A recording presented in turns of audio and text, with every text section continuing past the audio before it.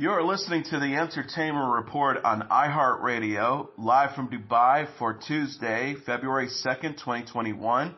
I'm your host, Mr. Downtown Ray Melo, delivering some major stories and trends going on in the world of entertainment and beyond. Dustin Diamond, the actor best known for portraying Screech on Saved by the Bell, has died at the age of 44.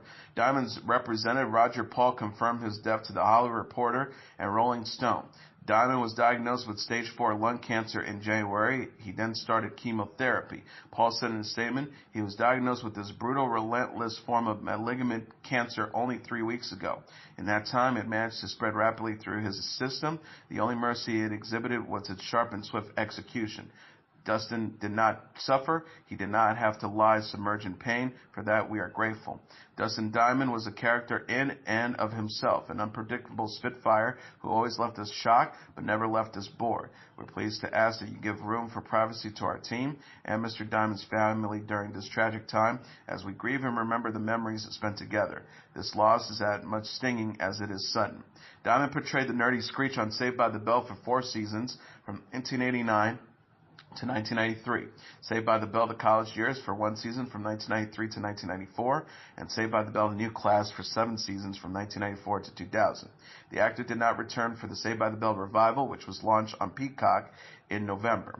Diamond also appeared on Celebrity Boxing 2, where he fought Ron Palilio, Celebrity Fight Club, Hulk Hogan's Celebrity Championship Wrestling, where he got into the ring with Dennis Rodman and Frank Stallone, World's Dumbest, and Celebrity Big Brother. He also appeared in films Made, Pauly Shore is Dead, Dickie Roberts' former child star, Teeterball the Movie, All Wifed Out, and College Frightener.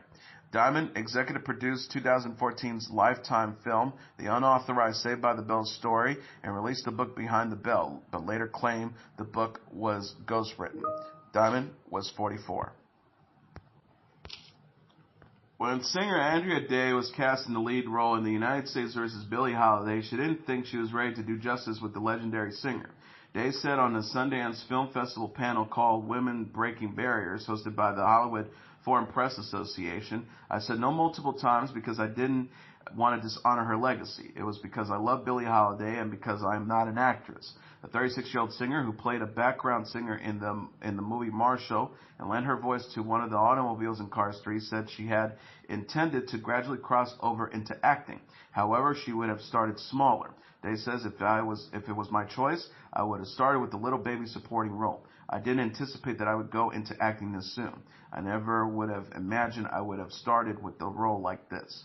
Director Lee Daniels met Day to convince her to play Holiday. He shared with her his approach, which differed from the previous biopic starring Diana Ross's Holiday. Day said, I didn't want to remake Lady Sings the Blues. As a fan, I didn't have a desire to retell a story that was not the full picture of Billie Holiday's life. The film focuses on the Federal Bureau of Narcotics' pursuit on Holiday. FBI Commissioner Henry Anslinger assigned FBI agent Jimmy Fletcher to the Holiday case on suspicion of using heroin. Gary Hedlund plays Anslinger, and Trevante Rhodes plays Fletcher. Day says, the idea of vindicating her legacy became more enticing for me. Anslinger banned Holiday from singing Strange Fruit. The song describes lynchings, calling the hanging bodies strange fruit from the trees. The film shows Holiday integrating nightclubs in the 30s. With wide audiences present, she would sing Strange Fruit to inform them about lynchings. Day says people were lynched, and everyone needed to be aware of this. It needs to be in your face because if you can't hide it from it, it persists. Day also said she truly was the the godmother of civil rights. The first war of drugs was wholly entranced in race, and she was public enemy number 1 because she was integrating audiences. Even Day says she didn't know how to the extent the FBI and FBN's pursuit of Holiday. Anslinger and the FBN remained on Holiday's case until her 1959 hospitalization and death. Day says, I was aware of the government going after her for singing Strange Fruit, not the magnitude, the level that they went after her. The United States vs. Billie Holiday premieres on February 26 on Hulu. Sundance Film Festival, which is virtual this year, runs through Wednesday. Tickets are available at tickets.festival.sundance.org.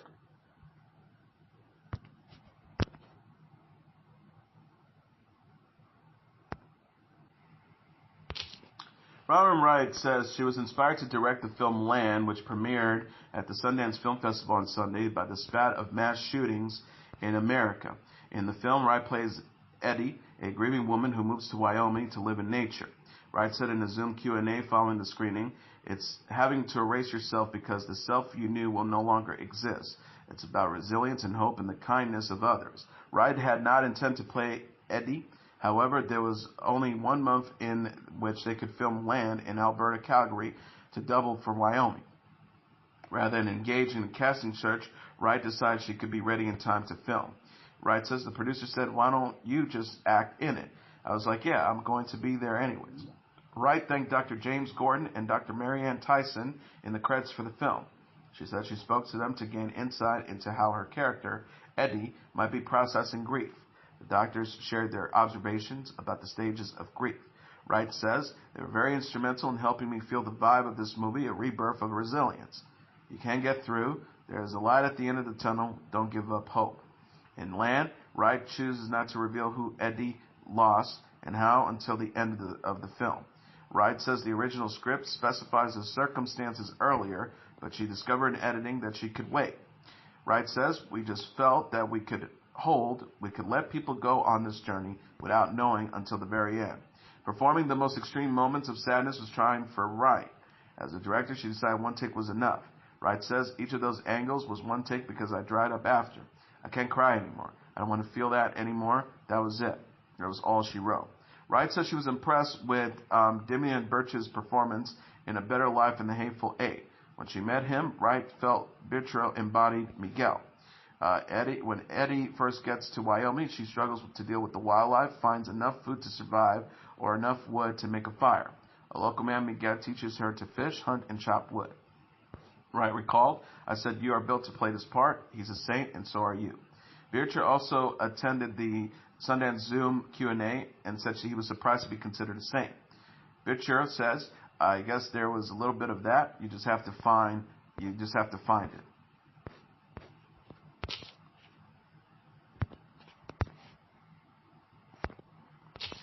The Berlin International Film Festival has announced its 2021 jury members. This year's jury will be composed of 6 former winners of the Golden Bear, the festival's top prize for Best Film.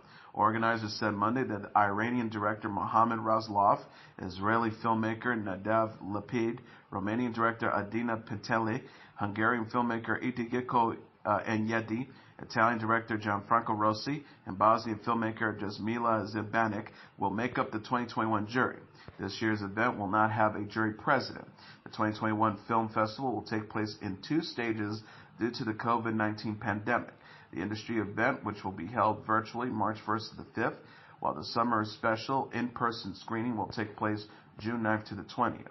Artistic director Carlo Chatran says, "I am happy and honored that 6 filmmakers I admire a great deal have enthusiastically accepted our invitation to take part in this unique edition. They express not only different ways of making uncompromising films and creating bold stories, but also they represent a part of the history of the Berlinale." He added, "In this moment in time, it's meaningful and a great sign of hope that the Golden Bear winners will be in Berlin watching films in a theater and finding a way to support their colleagues. This year's festival selections will be announced at a later date." A revival of the comedy series Frasier is being eyed at Paramount Plus, the streaming service that is taking the place of CBS All Access on March 4th. Variety confirmed with sources that the Frasier revival is in discussions at Paramount Plus. However, the discussions are in the very early stages. A reporter also confirmed that a new Frasier is under consideration at the streaming service for Viacom CBS along with TV Live. Paramount Plus and CBS Studios have declined to comment.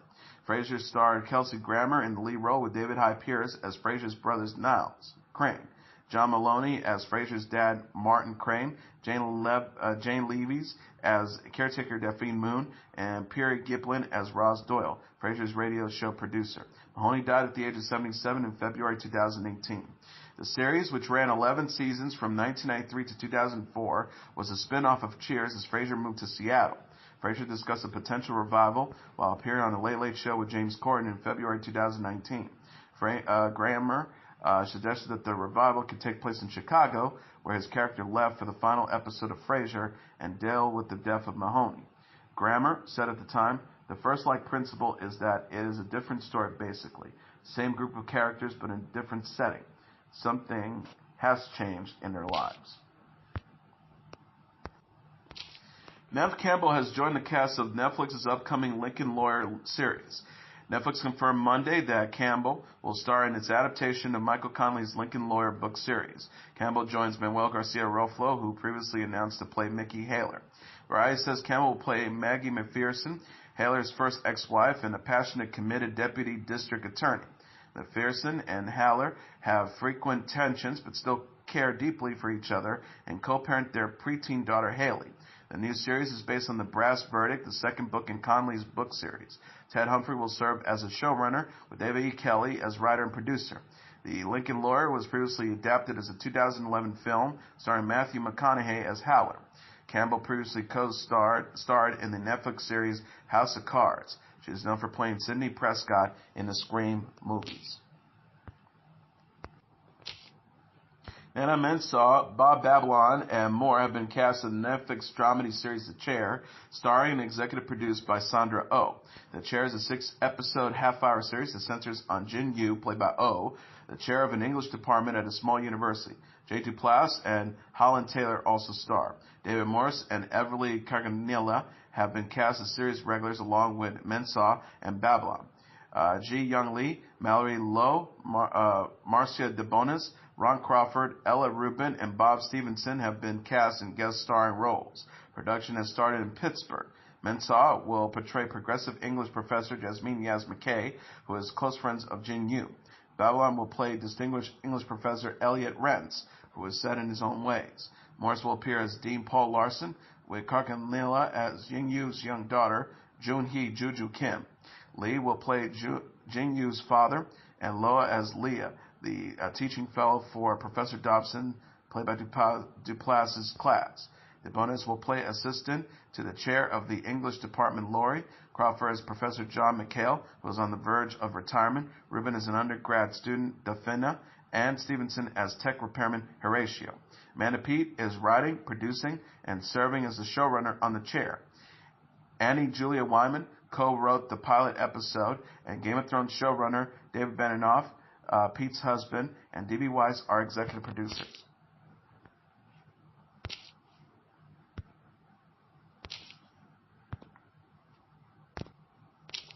Netflix announced on Monday that a new 3D animated Sonic the Hedgehog series titled Sonic Prime is coming to the streaming service worldwide in 2022. The 24-episode series will feature iconic video game character on a high-octane adventure where the fate of a strange multiverse rests in his hands. Sonic will also be going on a journey of self-discovery and redemption. Netflix is working with studios Wild Brain, Man of Action Entertainment, and Sonic's video game maker Sega on the project. Wild Brain's Vancouver Studios is handling the animation, with Wild Brain and Sega working together on production, distribution, and licensing.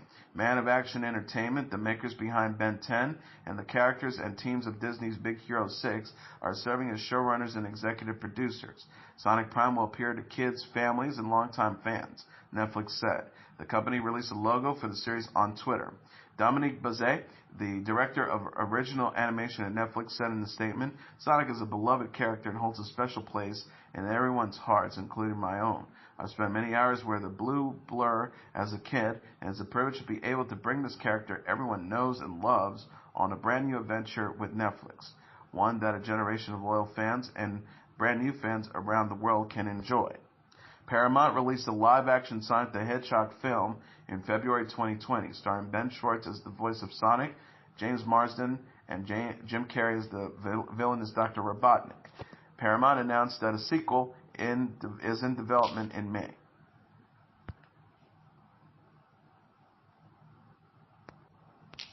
The mystery continues to unfold in a new mid-season trailer for Marvel's WandaVision. Wanda, played by Elizabeth Olsen, continues to bend reality inside Westville, where she is living a sitcom-style life with Vision, played by Paul Bettany, and the citizens of the small town. Wanda, Vision, and their neighbor Agnes, played by Kathryn Hahn, moved from the 80s, 90s, and 2000s as they switched to different fashions and sitcom styles for each era. The government agency SWORD is monitoring the situation and trying to find a way inside Westview while Vision attempts to leave. The trailer ends by teasing by teasing that Wanda and Vision might start fighting each other. Disney Plus also released on Monday a new poster for the series that features Wanda, Vision, Agnes, Monica Rambeau, played by Tanyani Paris, Darcy Lewis, played by Kat Dennings, and Jimmy Woo, played by Randall Park. Episode 5 of the WandaVision is coming to Disney Plus on Friday. The 9-episode series is directed by Matt Shakman and Jack Schaefer as the head writer. Portia Williams is sharing her best co-parenting advice in the wake of her Real Housewives of Atlanta co-star Kenya Moore's split. The 39-year-old television personality shared her advice during Sunday's episode of Watch What Happens Live. Following news, Moore and her husband, Mark Daly, are heading for divorce. Williams herself co-parents her 22-month-old daughter Pilar with her ex-fiancé Dennis McKinley. On Watch What Happens Live, Williams was asked if she was surprised that Moore and Daly split again and if Moore has come to her for co-parenting advice. Williams says, "This is my first time hearing about this. It's very unfortunate. I don't wish having to co-parent with anybody, but if she wanted some co-parenting advice and she was sincere, I would help her out because the worst thing in the world is to have bad co-parenting." Williams was then asked what she thinks is the key to good co-parenting. She responded, "A clean break in the relationship. You have to give a true break to the romantic part of the relationship and focus on the child. If you're still trying to get back together, it's going to mess everything up." Entertainment Tonight reported Moore and Daly split last week. Daly confirmed in a statement to The Root that he and Moore were ending their marriage. Daly says, "I will always have great care for her and look forward to amicably continuing to co-parent our daughter Brooklyn with an abundance of love and wisdom." Moore and Daly initially split in September 2019 after more than 2 years of marriage. During an update on Watch What Happens Live in December, Moore said Daly was really fine for their marriage. Williams herself confirmed her split from McKinley during an interview on Watch What Happens Live in December. During Sunday's episode of Watch What Happens Live, Williams also played a game of 1, 2, 3, agree or disagree with singer Jasmine Sullivan, where they were asked if they agreed or disagreed with different statements. The Society of Composers and Lyricists have announced its nominations for its 2021 SCL Awards. Composer and Nine Inch Nails bandmates Trent Reznor and Atticus Ross and composer Ludwig Göransson lead the nominations for this year's event. Reznor and Ross have 2 nominations in the Outstanding Original Score for the Studio Film category for Mank and Soul, the latter of which they worked with Jon Batiste. Reznor and Ross also are nominated for Outstanding Original Song for Visual Media for If Only You Could Save Me from Mank. Göransson is up for 2 awards, Outstanding Original Score for a studio film for Tenet, and Outstanding Original Score for television or streaming production for Star Wars The Mandalorian. Composer Taron Blanchard and director Spike Lee will receive the Spirit of Collaboration Award for their achievements. The pair have worked together on 15 films and 3 television projects, including The Five Bloods and Black Klansman. The SCL Awards will take place during an online event on March 2nd. Actor Tom Felton is set to host the British Independent Film Awards, with the virtual event taking place on February 18th. Felton is best known for his role as Draco Malfoy in the Harry Potter film series, will host a 45-minute ceremony from Wales where he is filming Save the Cinema for Sky alongside Jonathan Pryce, Samantha Morton, and Susan Wokoma. Biffa will live stream the event on its official Facebook page. Felton will be joined by British and international film talents as they announce the winners and discuss the nominees. Felton said in a statement, "British film has been part of my life for as long as I can remember, and now more than ever, it is so important to support, recognize, and celebrate those brilliant creative minds who make them. Film brings us all together, and I'm delighted to be hosting this year's British Independent Film Awards." Saint Maud leads the films with 17 nominations, followed by His House with 16 and Rocks with 15. The 3 films are nominated for Best British Independent Film alongside The Father and Calm with Horses. NBA star Kevin Love and model Kate Bach are engaged to be married. The 32-year-old Cleveland Cavaliers player and 33-year-old model got engaged Saturday in New York while celebrating Bach's birthday. Bach shared the news Sunday on Instagram alongside photos from Love's proposal. In one picture, Bach and Love are seen kissing while Bach wears her engagement ring on her left hand. Bach captioned the post, "Well, this was the best birthday surprise I could ever imagine. I couldn't be happier to have asked to be in love by my love. Heart bursting all day and night." Love confirmed the engagement in a post on his own account. He wrote, "Souls tend to go back to those who feel like home. My fiancé, the joy of life." NBA stars Tristan Thompson, actor Patrick Schwarzenegger, and model Shanika Shag were among those to congratulate Love and Bach. Love and Bach met in 2016 after being introduced by a photographer, according to New York Post. The couple showed their Tribeca apartment to Architectural Digest magazine in December. Love joined the Cleveland Cavaliers in 2014, but has been sidelined this season due to injury. Bach has appeared in the annual Sports Illustrated swimsuit issue since 2013. And finally, Tony Bennett, the Grammy-winning legendary singer, is sharing his battle with Alzheimer's disease. The 94-year-old recording artist and his family went public about Bennett's diagnosis with the disease in an article for AARP magazine published Monday. Bennett tweeted, "Life is a gift, even with Alzheimer's. Thank you to Susan and my family for their support, and at AARP, the magazine, for telling my story." AARP spoke to Bennett, his wife Susan, and his eldest son Danny Bennett for the article. Bennett was diagnosed with Alzheimer's, a type of dementia that causes memory loss and cognitive decline, in 2016. In the article, Susan Bennett said Bennett can still recognize family members, but is not always sure where he is or what is happening around him. In addition, she says Bennett is, quote, incapable of understanding the disease and his condition.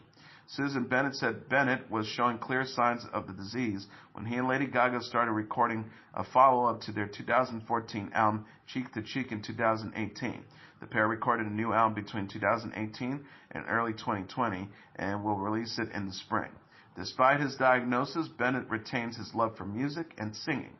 The singer's team of neurologists says Bennett's singing lessons with his longtime partner, Lee Musiker, helped stimulate his brain in positive ways.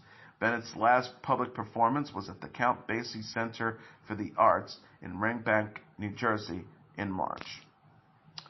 And that is your entertainment report for Tuesday, February 2nd, 2021. I'm your host, Mr. Downtown Ring Melo. I'll be back tomorrow to deliver some major stories and trends going on in the world of entertainment and beyond. You can follow the show on Facebook, Twitter, or Instagram. Facebook.com/The Entertainment Report with Ray Melo. That's RAYMELO. On Twitter at The Enter Report, or on Instagram at The Entertainment Report. You can listen to this episode or any previous episodes of The Entertainment Report anytime you want on iHeartRadio. Just go to iHeart.com or your iHeart phone app, search for The Entertainment Report, and it'll take you to the page. Good night, and God bless you all.